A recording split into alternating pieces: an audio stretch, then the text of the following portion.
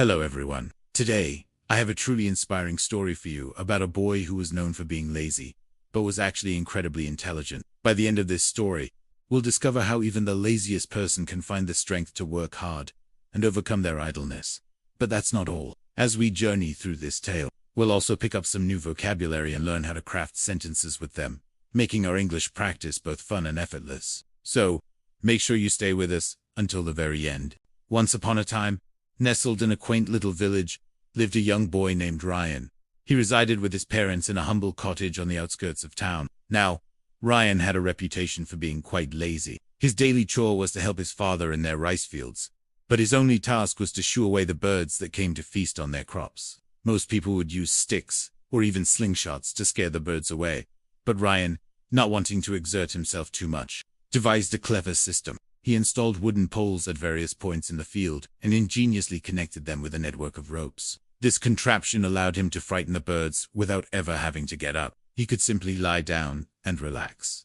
His father, while appreciating his son's ingenuity, was a bit concerned about his laziness. He often thought to himself, if I were to fall ill, how would Ryan manage everything on his own? However, since Ryan always completed his assigned task, his father never had cause to be angry. One summer, a harsh, dry season fell upon the land, and as fate would have it, Ryan's father became gravely ill. The responsibility of tending to the entire field fell squarely on Ryan's shoulders. He tried his best, but he was unaccustomed to such strenuous labor. After a few weeks of his half-hearted efforts, the crops began to wither and die from the lack of water. Ryan, alone, couldn't save them.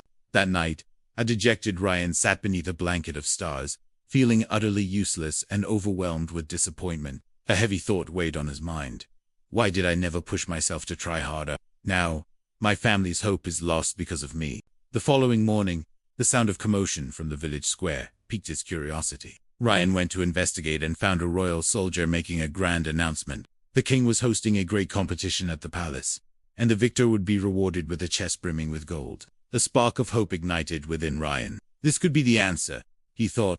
This could save my family. Without a moment's hesitation, Ryan declared his intention to participate. The villagers erupted in laughter. The idea of someone as notoriously lazy as Ryan competing against the strongest and most skilled individuals from across the kingdom was laughable to them. But Ryan paid them no mind. He had 3 days to reach the palace, and so he set off at once. His parents, though doubtful of his chances of winning, held on to the hope that this journey would instill in him a sense of diligence and cure him of his lazy ways. 3 days later, the competition commenced. All the participants were gathered by the shore of a vast lake. Many of them were powerfully built and radiated an aura of fitness, which made Ryan feel a pang of nervousness. How can I possibly defeat these people? He wondered. Then, the rules were announced. The first task was to cross the lake, and only the first 3 to reach the other side would proceed to the final round. The countdown began. 3, 2, 1. Instantly, a wave of contestants plunged into the lake and began to swim with all their might. But Ryan remained behind, a thoughtful expression on his face. There's no way I can win by swimming alone, he mused.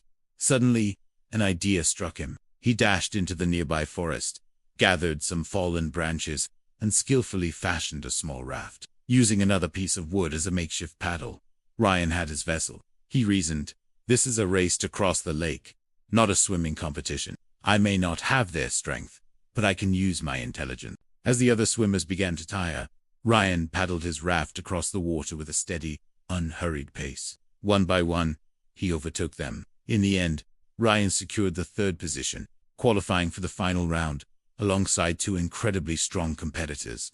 The next day, the final challenge was unveiled. Each of the 3 finalists was presented with a large, heavy wooden block. The objective was to move the block a distance of 1 kilometer to the finish line. A variety of tools were laid out for them to choose from, but they could only select one. The first contestant wasted no time. He grabbed a thick rope and began the arduous task of pulling the block. The second contestant opted for a long piece of wood, intending to use it as a lever to inch his block forward. Ryan, however, did not rush. He carefully surveyed the tools, his mind racing. I cannot win this with brute force, he said to himself. I need to think smarter. After a few moments of contemplation, Ryan made his choice. A small, sharp knife. The crowd was bewildered. How could a tiny knife possibly help him move such a massive block? But Ryan had a plan. Instead of trying to push or pull the block, he began to carve it. With focused precision, he chipped away at the wood, transforming the cumbersome block into a perfectly round sphere. An hour later, his work was complete. Now, instead of a heavy, immovable block, he had a large wooden ball. While his competitors struggled, straining every muscle to move their heavy burdens, Ryan simply gave his wooden ball a push. It rolled smoothly and easily down the road. He quickly caught up to the others and, with a final burst of strength and unwavering determination, he was the first to cross the finish line. The crowd erupted in thunderous applause. No one had ever imagined that the lazy boy from the small village could emerge victorious. This story teaches us a valuable lesson. Even those who seem lazy often possess great intelligence. However, to unlock their true potential and achieve something truly remarkable, they need a powerful reason, a driving force. For Ryan, it was the love for his family. So, if you ever find yourself feeling lazy, look for that one strong reason to work hard. Whether it's for your loved ones, your dreams, or even to prove your doubters wrong, a significant goal can provide you with the motivation you need to give it your all. Through this story today, we've not only been inspired but have also learned some new words and how to use them in sentences. Remember, learning English can be an enjoyable and rewarding journey when you practice it consistently. So, keep listening, keep learning, and keep growing. Don't forget to subscribe for more stories. Thank you for watching, and I'll see you in the next one.